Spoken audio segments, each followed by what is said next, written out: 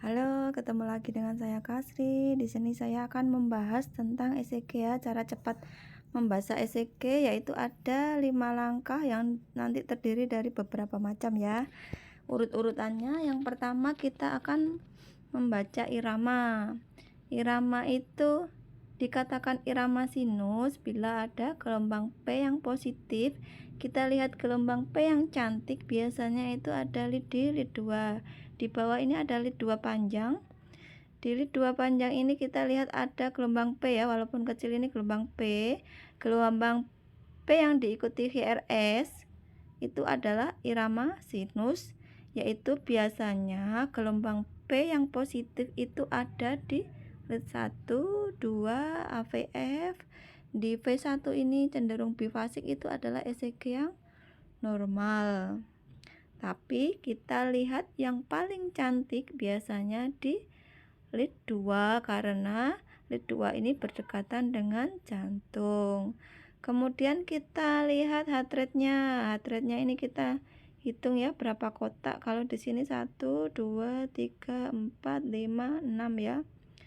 Jadi 300 bagi 6 kotak besar sekitar 50 kali per menit. Jadi ini adalah irama sinus bradikardi 50 kali per menit. Langkah yang kedua, kita akan melihat aksis. Aksis itu ada dua, yaitu aksis frontal dan aksis horizontal. Aksis frontalnya kita lihat di lid 1 ya. Lid 1-nya ini positif, AVF-nya positif, berarti normal aksis frontal. Yang selanjutnya kita lihat aksis horizontal, yaitu daerah zona transisinya ada di V2, yaitu counter clockwise atau berlawanan arah jarum jam. Langkah yang ketiga, kita akan menentukan konduksi AV block. Di sini kalau AV block itu berarti ada interval PR yang memanjang. Interval PR yang normal adalah 0,12 sampai 0,20 detik atau 3 sampai dengan 5 kotak kecil. Kita lihat interval PR-nya. Kalau ini kurang ya, kurang dari 5 kotak kecil, jadi interval PR-nya masih normal. Jadi tidak ada AV block derajat 1, 2, 3 di ECG ini tidak ada. Kemudian kita lihat konduksi brain block-nya untuk melihat apakah ada QRS sempit apa lebar. Biasanya kita kalau RBBB kita lihat di V1 apakah ada R aksen, di sini nggak ada ya. Terus kemudian di V6 apakah ada white eyes, di sini juga nggak ada. Kalau LBBB itu biasanya ada R aksen di V6, di sini nggak ada, white eyes-nya juga tidak ada. Jadi konduksi brain block-nya tidak ada ya. Langkah keempat yaitu kita lihat abnormalitas chamber, di mana untuk melihat apakah ada kelainan atrofi atrium. Di sini kita lihat apakah ada untuk atrofi atrium atau bagian kanan atrium. Kita lihat apakah ada P pulmonum di lid 2. Dikatakan P pulmonum yaitu gelombang P yang tinggi dan lancip, tingginya melebihi 2,5 kotak kecil. Terus kemudian di lid 2 nggak ada. Di V1 apakah ada gelombang P yang positif dan tinggi, dan lancip, tidak ada ya.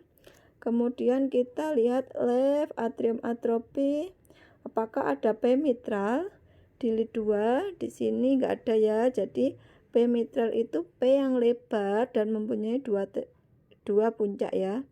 Di sini nggak ada. Di V1 gelombang P yang defleksi negatif juga tidak ada.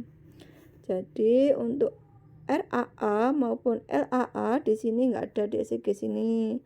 Kemudian kita ke ventricle. Ventricle ini untuk melihat left ventricle atrophy atau right ventricle atrophy. Kalau RVH kita lihat di V1 apakah gelombang R-nya positif. biasanya itu R plus S lebih dari sama dengan 1. Di sini R-nya negatif, jadi tidak ada.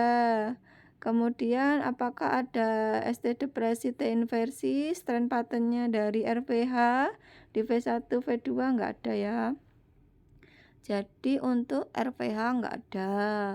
Selanjutnya kita lihat LPH. LPH itu harus ada beberapa kriteria seperti jumlah dari S lebih dari 25 mm atau S di V1 V2 ventricle kiri ditambah R di ventricle kanan V5 atau V6 ini jumlahnya lebih dari 35 mm. Itu adalah kriteria voltase yang nilainya itu 3. Kemudian apakah ada strain pattern? Strain patternnya itu berarti ada ST depresi di V6 dan T inversi V5 V6. Kalau di sini enggak ada ya. Berarti itu kan jumlahnya nilainya yang voltase 3, strain pattern 3 itu berarti 6. Kemudian ada lagi apakah ada LAA, tapi tadi kan tidak ada. Itu LAA nilainya 3. Dikatakan ada LVH jika nilainya itu lebih dari 5. Selanjutnya langkah kelima adalah kita menentukan koroner. Urutannya menentukan koroner yaitu kita lihat apakah ada ST elevasi, ST depresi, apakah ada Q patologis, apakah ada QS. Kita lihat di 1 AVL ya. 1 AVL ini adalah hik lateral. 1 AVL di sini AVL-nya sih ada ST depresi, tapi gandengannya dari AVL kan lead 1, lead 1-nya enggak ada. Kemudian 2, 3 AVF ini inferior ya. 2, 3 AVF ditemukan ST elevasi, yaitu kayak bungku udang ini ya. Dia tinggi lebih dari 1 kotak kecil. Kemudian kita lihat di V1. Apakah ada V1 V6? Apakah ada ST elevasi, ST depresi? Enggak ada ya. Di V2 ini ada T inversi tapi tidak spesifik ya. Kemudian kita lihat di V1 ini apakah ada QS, tapi di sini masih ada R ya. R-nya kecil, ini R ini. Jadi ini P Q R S ada.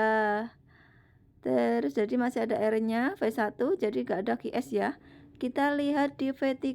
Oh, ternyata kan nggak ada gelombang R-nya sama sekali ya. ECG yang normal itu di sini ada R yang kecil, kemudian menuju ke V6 ini R-nya semakin panjang. Kalau di sini V3 tidak ada gelombang R, berarti ini ada QS atau QRS yang transmural atau ada infak lama. Kita lihat ada di V3, V4, V5, berarti daerah anterolateral. Jadi kesimpulan dari ECG ini adalah irama sinus bradikardi 50 kali per menit, aksis frontalnya normal, aksis horizontalnya counterclockwise, kemudian ada STEMI inferior dan ada OMI atau infak lama di V3 sampai V6 atau anterolateral. Jadi seperti itu ya cara membaca ECG-nya.